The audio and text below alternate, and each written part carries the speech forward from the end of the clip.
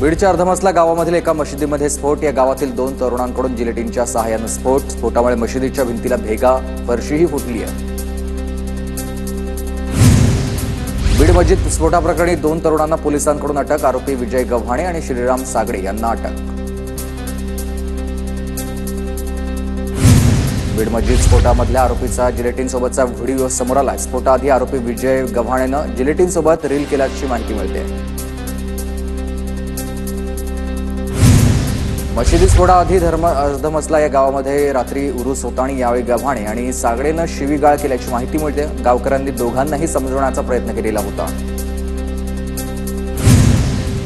रात्री 2:30च्या सुमारास मशिदीमधून स्फोटाचा आवाज। स्फोटाच्या आवाजानं गावकरी जागे झाले। गावकऱ्यांनी पोलिसांना याची माहिती दिली। आता पोलिसांनी 2 आरोपींना अटक केलेली आहे। बीडचे एसपी नवनीत कावत यांची घटनास्थळाला भेट। नागरिकांना शांतता राखण्याचं आवाहन। नागपुरात माधव नेत्रालयाच्या कार्यक्रमाला पंतप्रधान नरेंद्र मोदींची हजेरी। नवीन विस्तारित इमारतीची पंतप्रधानांच्या हस्ते पायाभरणी। मुख्यमंत्री फडणवीस, केंद्रीय मंत्री नितीन गडकरी, सरसंघचालक मोहन भागवत कार्यक्रमाला उपस्थित। संघ एक अविरत चालणारा यज्ञ आहे। संघाचे स्वयंसेवक कधीही थकत नाहीत, थांबत नाहीत। पंतप्रधान नरेंद्र मोदींकडून संघाच्या कामाचं कौतुक। संघाची व्यक्ती भाजपचा राष्ट्रीय अध्यक्ष असावा यासाठी संघाचा दबाव आहे। संघाचा दबाव असल्यामुळेच मोदींचा हा दौरा, राऊतांचा दावा। पंतप्रधान नरेंद्र मोदींची आरएसएस मुख्यालयाला भेट। मोदींकडून डॉक्टर हेडगेवार यांच्या स्मृतीस्थळाला अभिवादन। सरसंघचालक मोहन भागवत आणि मोदींमध्ये चर्चा देखील झाली।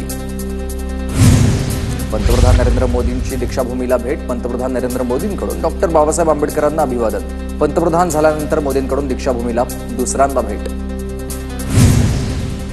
नागपूरच्या भजनी मंडळाकडून भजन गात पंतप्रधान नरेंद्र मोदींचं स्वागत। भजनी मंडळामध्ये भाजपा महिला आणि पुरुष कार्यकर्त्यांचा सहभाग।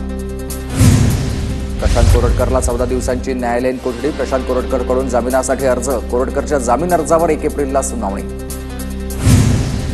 प्रशांत कोरटकरला जेलमध्ये स्वतंत्र आणि सुरक्षित कोठडी मिळाली आणि कोरटकरचे वकील सौरभ घाग यांची मागणी। न्यायालयाकडून स्वतंत्र कोठडीची मान्य करण्यात आली आहे विनंती आणि पोलीस आणि जेल प्रशासनाला न्यायालयाकडून या सूचना देण्यात आलेल्या आहेत। कोरटकरनं वापरलेल्या समृद्ध जीवन संस्थेच्या रोल्स रॉयल्सबाबत गौप्यस्फोट। रोल्स रॉयल्स कार शासनानं समृद्ध जीवन घोटाळ्यात जप्त केलेली आहे। समृद्ध जीवनच्या आता 51 पैकी 50 गाड्या ताब्यात घेतल्याच नाहीत, गुन्हे अन्वेषण विभागाच्या अधिकाऱ्याची माहिती आहे। कुणाल कामरा विरोधामधले 3 गुन्हे खार पोलिसांकडे वर्ग करण्यात आलेत। खार पोलीस ठाण्यामध्ये यापूर्वीच 1 गुन्हा दाखल झालेला आहे। कर्जमाफी देऊ शकत नसाल तर अजित पवारांनी राजीनामा द्यावा। अजित पवारांनी नैतिकतेच्या आधारे राजीनामा दिला पाहिजे, संजय राऊतांची मागणी आहे। लाडक्या बहिणींना 2100 आणि शेतकरी कर्जमाफी घोषणा। शिंदे मुख्यमंत्री असताना आता फडणवीस आणि अजित पवारांकडून नकार। शिंदेंनी अजित पवारांच्या बंगल्यासमोर आंदोलन करावं, संजय राऊतांचा टोला। लाडकी बहीण योजना जाहीर झाल्यानंतर राज्याच्या तिजोरीवर 43,000 कोटींचा भार आलाय। वाढलेला भार पाहता कर्जमाफी होणार नाही अशी माहिती आहे, संजय शिरसाडांचं हे वक्तव्य। छत्रपती शिवाजी महाराज पार्कामध्ये मनसेचा आज गुढीपाडवा मेळावा। गुढीपाडवा मेळाव्यासाठी पोलीस प्रशासन सज्ज आहे। मेळाव्याच्या पार्श्वभूमीवर शिवाजी पार्कमध्ये पोलिसांची परेड। संजय राऊतांकडून नव्या पुस्तकाचं मुखपृष्ठ शेअर करण्यात आलंय। नरकातला स्वर्ग असं संजय राऊतांच्या नव्या पुस्तकाचं नाव आहे। पुस्तकात कारागृहामधील 100 दिवसांचा अनुभव। मनसेच्या गुढीपाडवा मेळाव्याचे वांद्र्यामधील मातोश्री परिसरात बॅनर। महाराष्ट्र धर्माची गुढी उभारायला शिवतीर्थवर या, मनसेचं हे बॅनर। राज्यभरात गुढीपाडवा आणि नववर्षाचा मोठा उत्साह। ठिकठिकाणी गुढीपाडवा आणि नववर्षानिमित्त स्वागत यात्रेचं आयोजन। ढोल ताशांच्या गजरामध्ये नववर्षाचं स्वागत। मुख्यमंत्री देवेंद्र फडणवीसांचा नागपूरमध्ये गुढीपाडवा। नागपूर येथील शासकीय निवासस्थानी गुढीची पूजा प्रार्थना करत फडणवीसांकडून हिंदू नववर्षाचं स्वागत। 2.5 वर्ष महायुतीनं केलेल्या कामांचं विजयाच्या गुढीमध्ये रूपांतर। नव्या सरकारमधील पहिली इनिंग सुरू। विकासाच्या गुढ्या उभारून राज्याला पुढे नेणार, उपमुख्यमंत्री शिंदेंचं वक्तव्य। आदित्य ठाकरेंकडून नागरिकांना गुढीपाडव्याच्या शुभेच्छा। वरळी कोळीवाड्यामधून शिर्डीला निघणाऱ्या साईबाबांच्या पालखीमध्ये आदित्य ठाकरे सहभागी झाले। मुंबईच्या गिरगावमध्ये गुढीपाडव्याच्या कार्यक्रमात आदित्य ठाकरेंसमोर चिमुकल्याकडून शिवगर्जना। पाडव्याच्या उत्साहामध्ये चिमुकल्याचा आनंदही द्विगुणित। राज ठाकरेंच्या निवासस्थानी गुढी उभारली आहे। ठाकरे कुटुंबियांकडून गुढीपाडवा सण साजरा। जळगावमधील जामनेरमध्ये निवासस्थानी मंत्री गिरीश महाजनांनी कुटुंबासोबत उभारली आहे गुढी। गिरीश महाजनांनी पत्नी, मुलगी आणि नातवंडांसोबत गुढी उभारून गुढीचं पूजन केलं।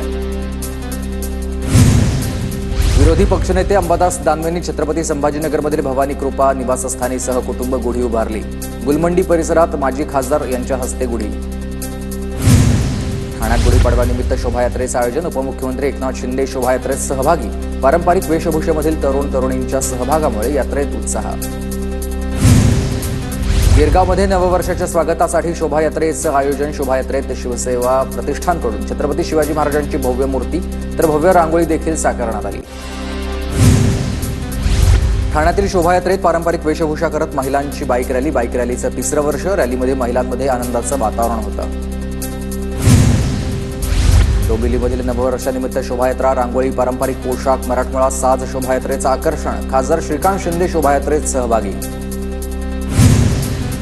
स्वाभिमानी शेतकरी संघटनेकडून वाशिम जिल्हाधिकारी कार्यालयासमोर आता काळी गुढी उभारण्यात आली आहे। अजित पवारांकडून 70,000 कोटी वसूल करून शेतकऱ्यांना द्या, शेतकऱ्यांची कर्जमाफी करावी, स्वाभिमानी शेतकरी संघटनेची मागणी। जालन्यात शेतकऱ्यांच्या कर्जमाफीवरून स्वाभिमानी शेतकरी संघटनेचे पदाधिकारी आक्रमक झाले। जिल्हाधिकारी कार्यालयासमोर शेतमालाची गुढी उभारून केलाय सरकारचा निषेध। राज्यात पुढील 4 ते 5 दिवस मध्यम स्वरूपाच्या पावसाची शक्यता आणि विदर्भातील काही जिल्ह्यांमध्ये गारपीट तर मुंबईमध्ये हलक्या स्वरूपाचा पाऊस पडण्याचा अंदाज आहे। सिंधुदुर्गात काही ठिकाणी पावसाची हजेरी। अवकाळी पावसानं आंबा काजू बागायतदार चिंतेत। कोकण किनारपट्टीवर विजांच्या कडकडाटासह पाऊस कोसळण्याची शक्यता आहे। वाशिम शहरात 9 दिवसांमधून एकदा पाणीपुरवठा। खासगी टँकरनं पाणी घेण्याची नागरिकांवर वेळ आली आहे। एक टँकर पाण्यासाठी 700 ते 800 रुपयांचा दर आहे। जालन्याच्या अंबड तालुक्यामध्ये पाण्याअभावी फळबागा सुकल्यात। पाणी पातळीमध्ये मोठी घट झाल्यानं उन्हाळ्यात फळबागा टिकवण्याचं शेतकऱ्यांसमोर आव्हान आहे।